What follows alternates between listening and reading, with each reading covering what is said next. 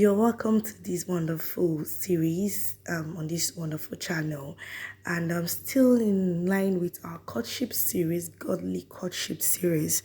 I want us to look at 3 important traits you should watch out for in someone you want to spend the rest of your life with. This trait is not to say I'm judging your decision, I'm imposing my idea on you. No, it's just something you should put into consideration, of course, in helping you to decide who you want to spend the rest of your life with. And the first in this trait is number one: do not, I mean and I repeat, do not compromise going with someone that is not ready to live and cleave. According to Genesis chapter 2 verse 24, it said, "Therefore shall a man leave his father and his mother, and shall cleave unto his wife, and they shall be one flesh." Now, of course, you know that the man I'm referring to there is not just of the male gender, but of both genders. Now, it is important that someone should have that mentality that when I want to marry my spouse, when I'm going into this union, I am ready to leave so that I can cleave, because the word of God said to become one flesh. They shall not be two, they shall become one, right? And you cannot, it's a process. You cannot become one if you don't cleave. And for you to cleave sincerely and totally, you have to leave. There cannot be any happy marriage without this first expected step. I would love to reference Stockler in his book, The Foundation of Successful Marriage. He said, just as without cutting the umbilical cord attaching the mother and the baby cannot grow or mature. So also a man or a woman have to separate themselves from their parents emotionally, relationally, financially, in every other wise, in any other form, from their family of origin, to form a union so that they can develop, so that their union can develop and become mature. And the order is so clear: live, cleave, become one. So you want to ensure someone you want to work with for the rest of your life is ready to live, so that both of you can cleave and become one flesh. Without that, there is always going to be a tug of war. Now, the next in this point is the ability to forgive. The first trait is look out for someone that is ready to cleave, ready to live so that they can cleave and become one flesh. The next, number 2 trait is, someone that can forgive, someone with a forgiving mentality. Okay, to me, forgiveness mentality it's a growth, it's a maturity, it's a form of maturity on its own. Some people have not gotten to that point. Some don't even see it as anything wrong. Some feel, oh, that is just my nature. But I tell you, there is nothing to celebrate in such a nature. You don't want to marry someone that will keep scores, or diary of your wrongs, because you will surely offend each other.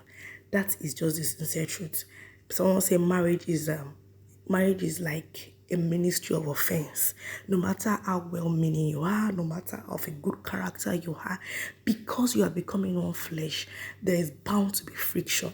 There is bound to be misunderstanding. There is bound to be mistake. But you don't want to marry someone that will keep diaries of your mistake, or that will do anniversary of your mistakes. That is not going to be, healthy for such a union. I know of a union that is about to eat a rock, that is about to, they're about to go their separate way, because one of the spouse is in the habit of keeping record of the other person's wrong. Is in the habit of, bringing the person's wrong and rubbing it on the other person's face. Such an individual is definitely not mature emotionally, and I want you to look out for these traits. The ability to forgive someone and not make reference to that past mistake starts now before marriage, right? Like I said before, your husband will be your husband or your wife will be the best entity in your life after God. But such an individual will also be the person that will annoy you most.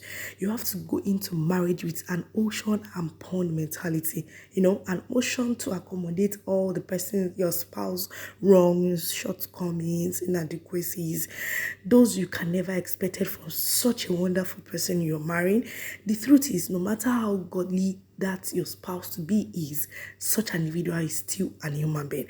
And a pond, I said an ocean and pond mentality. A pond in this wise is to keep all the good memories, the wonderful side, the good qualities, the rare traits he or she possesses. With this ocean, you will never have an overflowing of his or her mistakes and shortcomings. They are all well buried with, and you're all well buried. And with the pond mentality, you have more than enough reason to give thanks to God for blessing you with such a wonderful individual. You can we have a reference in Matthew chapter 18 verse 21 to 22, even as a Christian, where Peter was asking Jesus Christ, how often should your brethren offend you before you can say you won't forgive? And Jesus responded that until 70 times 7. Now that's it's a point. Then another point is, even when you truly love someone, you should learn to forgive. I mean, it's in our Lord's Prayer. It's a proof of your love. And again, Tony, it's a proof of your maturity. All right. Now, on the last trait that we want us to look at is what I call receptiveness. Receptiveness is a word that is not really known, but is a very key quality, when you are considering someone to spend the rest of your life with. Receptiveness is something that is overlooked or sometimes not really well defined. I have that receptiveness is the ability to quickly receive knowledge, ideas, and correction. Receptiveness is when you are ready to, accept correction, change.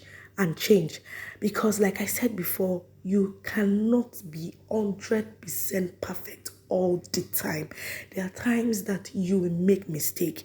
There are times that you are not even correct, no matter how you think you are, right? You have to marry someone that is receptive. You have to consider going into a life journey like marriage with someone that is receptive, because like my father would say, marriage is two people coming from two different extreme angles, meeting at the center, agreeing to go forward from that place. If you're not ready to shift ground, no matter how good you have in character, in traits, in personality, if you are not receptive, there might be a little issue, because like I said, you cannot be all the time perfect and correct. So you must learn to be receptive and also ensure that the person you're going into your life is someone that is receptive. Like I said, my father taught me this wonderful salient quality also, that partners in marital journey must both possess.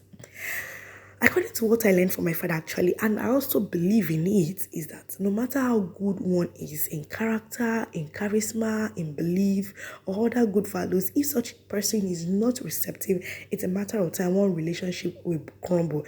And on the other hand, no matter how you think a person is unpolished, backward in some wonderful traits and quality, if such a person is receptive, ready to, accept correction, ready to accept, new ideas for change, for growth and the rest, such an individual, is a matter of time, will catch up. I like the word of God in Proverbs chapter 25 verse 12, that's referring to HCSB version. It said, a wise correction is to a receptive ear is like a gold ring or an ornament of gold. Now I'll be able to take you through 3 wonderful traits that you should look out for in someone you want to consider in a life journey. The first is someone that is ready to live and cleave. The next one is someone that have a forgiving mentality. Someone that will not keep your record diary of wrongs. Then the last trait is definitely someone that is receptive. I hope you've gained something today, and till I come your way next time, I remain your relationship gist partner, Olatomide Olatunde. Thank you.